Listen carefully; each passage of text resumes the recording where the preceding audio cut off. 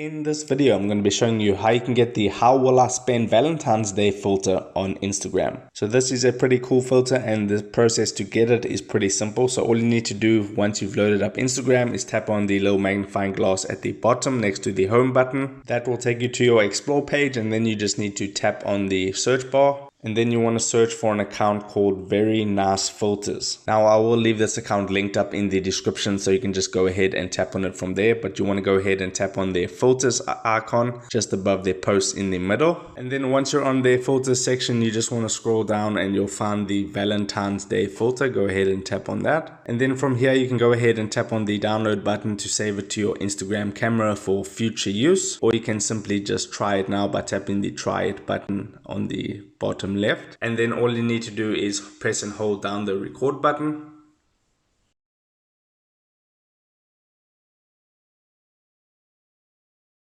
So that would be how you use this filter, and then you can go ahead and upload that to your Instagram, or you can download the video and use it on any other social media that you would like. So I hope this video helped you out, and if it did, make sure to hit the like button and subscribe for more.